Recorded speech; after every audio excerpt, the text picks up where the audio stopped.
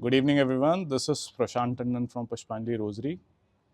आज हम लोग देखेंगे कि 3 ईयर ओल्ड मदर प्लांट को कितने बड़े पॉट में लगाना चाहिए। कुछ इस तरीके से पैकेट आपको मिलता है जब पुष्पांजलि रोजरी से आप प्लांट्स को ऑर्डर करते हैं। आज मैं आपको दिखाऊंगा इसको कैसे पॉट करना है, और ये एक सीरीज़ मैं स्टार्ट कर रहा हूँ जिस सीरीज़ में मैं दिखाऊंगा इसको पॉट कैसे करना है, इसकी समर केयर कैसे करनी है।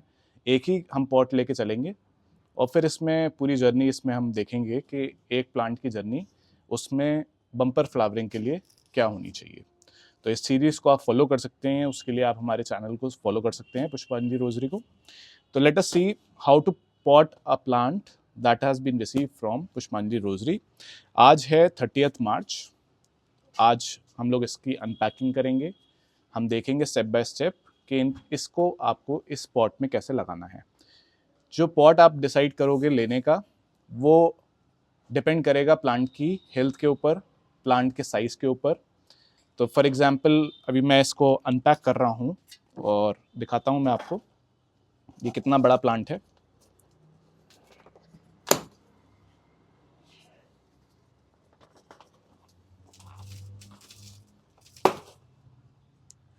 जो पैकिंग हम लोग यूज़ करते हैं उसमें काफ़ी प्लांट जो है वो स्टर्डी रहता है और कुछ इस तरीके से प्लांट की पैकिंग रहती है। अब ये कार्डबोर्ड बॉक्स हटाने के बाद इस तरीके से ये प्लांट निकलता है। अब इस प्लांट को हम देख रहे हैं कि ये काफ़ी मेच्योर प्लांट है। एक ही प्लांट है ये, 3 ईयर ओल्ड। इसकी आईडी है H17, that is double delight. Double delight is considered a little delicate variety. इसको अब हम लोग पूरा अनपैक कर देंगे और फिर इसको आज पॉट करेंगे और फिर नेक्स्ट वीडियो में अपडेट देंगे कि इसको कैसे स्प्राउट कराना है, कैसे क्या करना चाहिए आपको। So it's going to be a full series.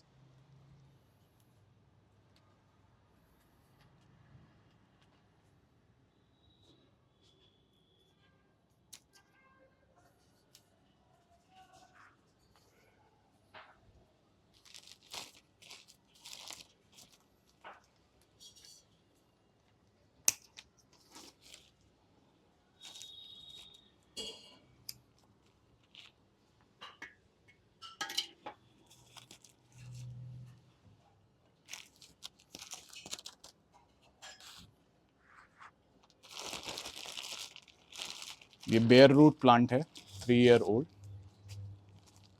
इसकी पैकिंग कुछ इस तरीके से है। ये देखिए, इसमें ये मॉस ग्रास लगी होती है। This is moss grass. इससे मॉइस्चर मेंटेन रहता है। ये पैकेट जो है वो मैंने पैक करवाया था 2 से 3 दिन पहले और आज इसकी मैं पॉटिंग करूँगा। इस मॉस ग्रास को आपको यूज़ करने की ज़रूरत नहीं है। ये मॉस ग्रास आप ड्राई करके रख भी सकते हैं, फ्यूचर में कभी अगर यूज़ करनी होगी तो ये काम आ जाएगी, ख़राब नहीं होती है मॉस ग्रास। तो अब इसको हम लोग मॉस ग्रास को हटा देते हैं प्लांट में से और फिर इसकी सोकिंग कराएंगे। तो सोकिंग के लिए क्या सोल्यूशन रहेगा वो भी मैं आपको दिखाऊंगा। अभी इसकी रूट्स जो हैं वो बंधी हुई होती हैं, तो ये मॉस ग्रास हटाएंगे तो हम देखेंगे कि इसकी जो रूट्स हैं वो बंधी हुई हैं। इस तरीके से ये इसकी रूट्स हैं जो कि बांधी गई हैं। और जब ज़्यादा प्लांट्स होते हैं तो 2 3 4 प्लांट्स की भी रूट्स एक साथ बांधी जाती है। इसको बड़े ध्यान से आपको निकालना है कि रूट्स ना टूटें।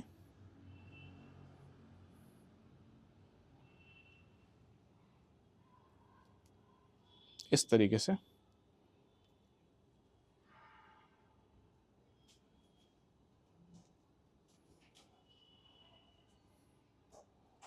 और जब आप इसकी रूट्स खोलेंगे तो इसको पूरा अनकॉइल कर दीजिए, क्योंकि बड़ा प्लांट है तो रूट्स भी बड़ी हैं।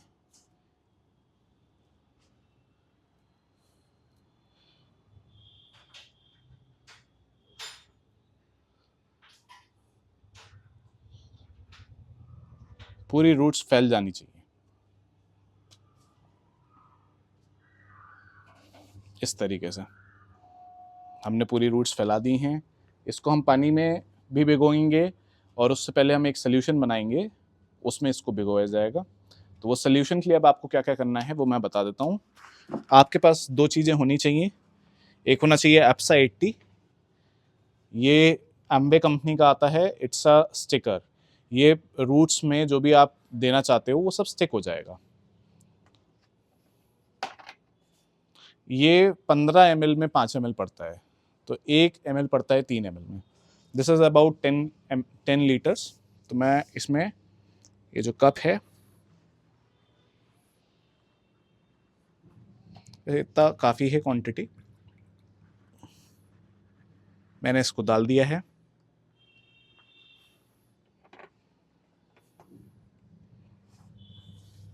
और फिर हमें चाहिए humic acid. Humic acid white root formation में मदद करता है, इसको यूज़ करते हैं। ये भी 2 ml पर लीटर पड़ता है, तो कुछ इतना इसमें क्वांटिटी पड़ेगी। इसको भी मैंने डाल दिया है इसमें। अब इसको अच्छे से मिक्स कर दीजिए।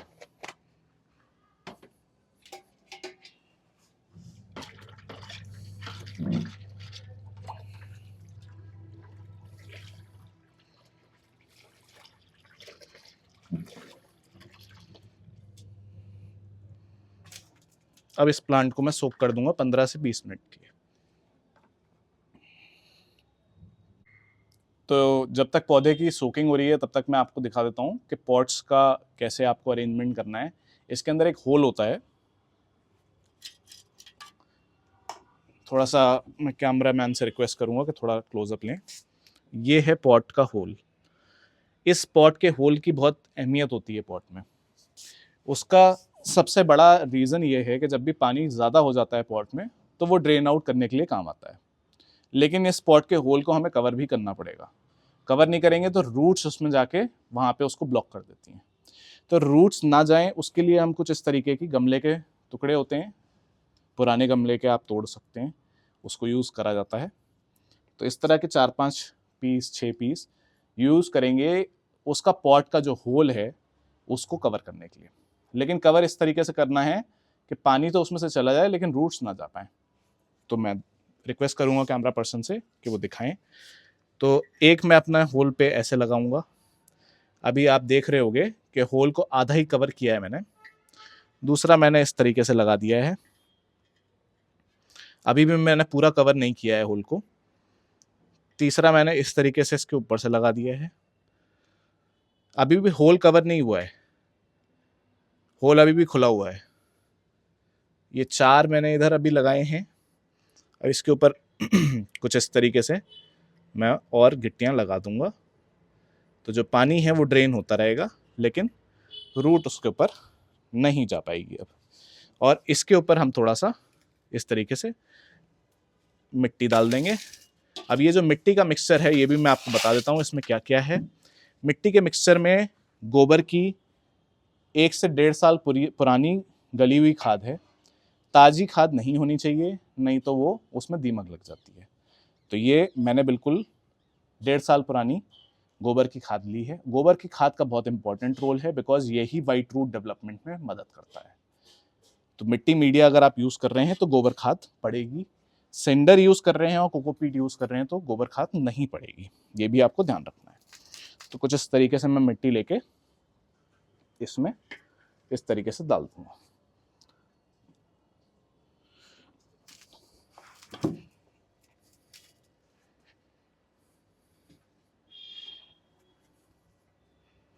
इसमें जो प्रपोर्शन है वो है 60% मिट्टी है इसमें और 40% इसमें गोबर की खाद है। तो इतना तो हमने इसको यहाँ तक भर दिया है। अब हम लेंगे अपना प्लांट जो कि आराम से 10 से 15 मिनट सोख हो चुका है।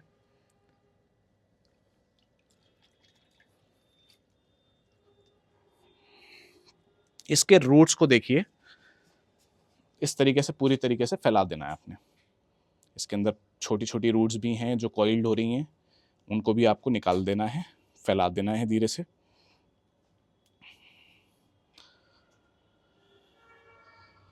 जितनी रूट्स फैली हुई होंगी उतनी इजीली स्प्राउट होगा प्लांट,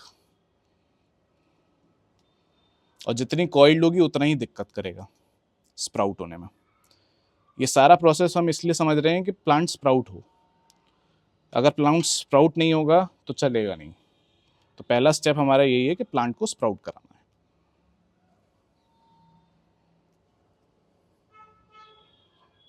कुछ इस तरीके से लगाना है आपने कि ये जो बडिंग पॉइंट है इसका वो सेंटर में रहे। दूसरी बात, इसके एज तक रहे। ये ग्राफ्टिंग पॉइंट है, तो ग्राफ्टिंग पॉइंट जो है वो आपके गमले के एज तक आना चाहिए। जैसे कि जब आप पानी डालेंगे तो ये बडिंग पॉइंट जो है वो ऊपर रहना चाहिए, नहीं तो ये गल जाता है धीरे धीरे। तो इस तरीके से इतना रखना है। तो मेरे को अभी इसमें मिट्टी और डालनी पड़ेगी।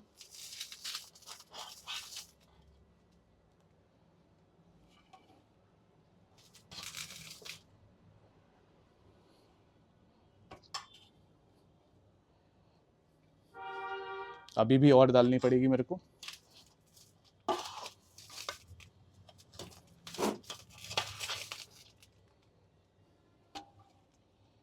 अब ये ठीक है, रूट्स इसकी फैली हुई हैं। अब इसको बीच में रखना है और आपने मिट्टी और डालनी है। मिट्टी और गोबर का मिक्सचर आपने पहले ही बना के रखना है 40:60 के रेशो से।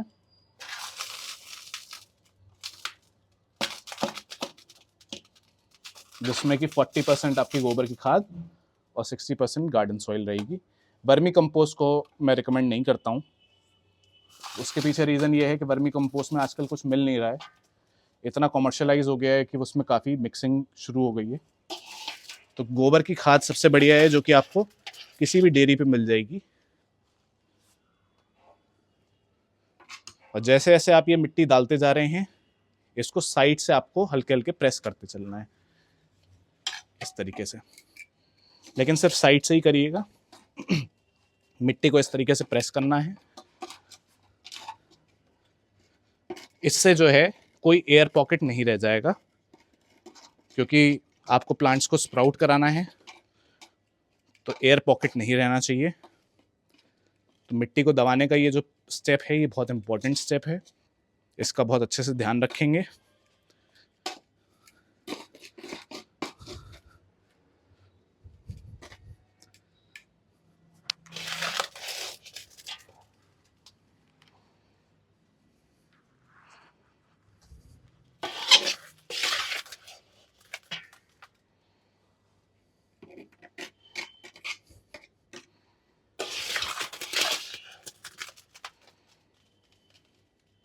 कोई घास की या किसी अलग तरीके की रूट आपको दिखे, वो अपनी मिट्टी में से हटा दीजिए, क्योंकि वो वीड्स बन जाती हैं फिर बाद में।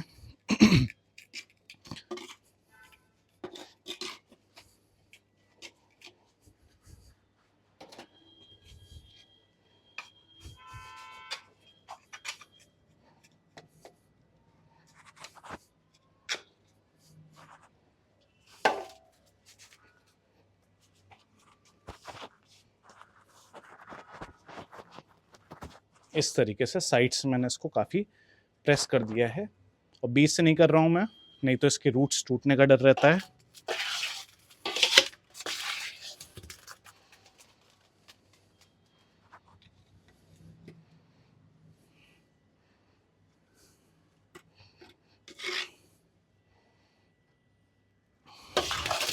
अब जो फाइनल स्टेप है इसमें, वो है इरिगेशन का। तो इसमें जो अभी हमने ये पानी बनाया है, यहाँ पे सोल्यूशन बनाया है, इसी से इसको इरिगेट कर देंगे अच्छे से। और हम काफ़ी इरिगेट करते हैं। पहली बार जब इरिगेशन इसका किया जाता है प्लांट का, तो काफ़ी इरिगेट किया जाता है।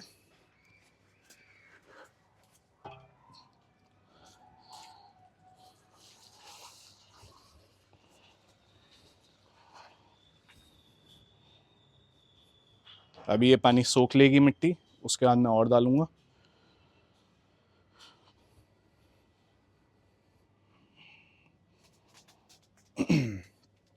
अब जो नेक्स्ट स्टेप है वो ये है कि इसको आपको अभी, क्योंकि बहुत ज़्यादा धूप हो रही है इस समय, जो टेम्परेचर है बरेली का भी वो अबाउट 34 डिग्री सेल्सियस है। तो ऐसे टेम्परेचर में जब आप लगाते हो तो इसको पार्शियल शेड में रखना बहुत ज़रूरी है। पार्शियल शेड में आप कैसे रखोगे? इसको सुबह की 10 बजे तक की धूप दे दीजिए, 10 से 11 बजे तक की, और शाम की 4 बजे से लेकर बाद की आप दे सकते हो।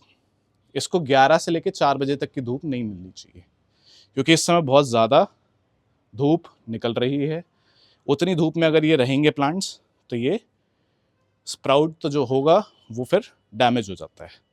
अब वो स्प्राउट जो भी जैसे आपका यहाँ से आईबर्ट से कहीं से निकला, अब धूप इतनी तेज होगी तो वो उसको जला देगी और फिर प्लांट धीरे धीरे सूख के खराब हो जाएगा।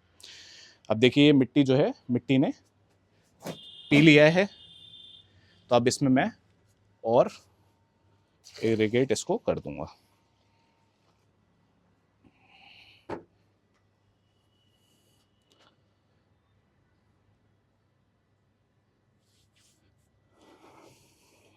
इसको मैं काफ़ी इरिगेट करूंगा, अभी कम से कम 3-4 बार इसको और इरिगेट करूंगा मैं, और पानी डालूंगा इसमें, और ये वाला ख़त्म हो जाएगा तो नॉर्मल पानी भी डालूंगा। क्योंकि पहली बार जब आप लगाते हो तो इसको प्रॉपरली पानी डालना बहुत ज़रूरी है, उससे एयर पॉकेट सारे सील हो जाते हैं और पानी भी जितना इसको प्लांट को चाहिए होता है वो मिल जाता है। और शाम का टाइम सबसे अच्छा होता है लगाने का पौधे को। अब शाम को लगा दूंगा तो इसको रात की ओस भी मिल जाएगी। खुले में ही रहने चाहिए पौधे आपके। पार्शियल शेड देना है आपको 8 से 10 दिन का, लेकिन उसमें ऐसा नहीं होना चाहिए कि आपने इसको कमरे के अंदर रख दिया। इसको क्रॉस वेंटिलेशन भी चाहिए, इसको सुबह की और शाम की धूप भी चाहिए, और इसको एयर भी चाहिए, एयर सप्लाई पूरा चाहिए, और रात की ओस भी चाहिए, तब ये पौधा जो है वो स्प्राउट होगा। तो ये सारे मैंने पॉइंट्स आपको बता दिए हैं इसको स्प्राउट कराने के लिए। ये पहला वीडियो है इस सीरीज़ का। नेक्स्ट वीडियो में मैं आपको बहुत जल्दी जो कि बनाऊंगा, जिसमें कि मैं दिखाऊंगा कि इसमें एक न्यूरोबियॉन फोर्ट की मेरे पास एक गोली है जो कि मेडिकल स्टोर पे मिलती है। उसको आज मैं ओवरनाइट डाल दूंगा, उसको मैं कल इसमें पानी उसका इसमें सप्लाई करूंगा। तो मेरा नेक्स्ट वीडियो कल का होगा। तो thank you for watching the video guys, और इस सीरीज़ को आप कंटिन्यू देखने के लिए सब्सक्राइब कर लीजिए। और जो लोग भी अभी हमसे प्लांट्स ले रहे हैं उनका 3 अप्रैल तक हम लोग डिस्पैच करेंगे, तो वो इसको सीरीज़ को फॉलो भी कर सकते हैं साथ में। तो आपका डबल बेनिफिट है कि आप मेरे साथ साथ अपने प्लांट्स को लगाकर स्प्राउट कराकर और जो भी फीडिंग है सारी चीज़ें आप उस तरीके से करके इसको सक्सेसफुल बन सकते हैं रोज़ उगाने में। Thank you for watching the video guys, do subscribe to the channel.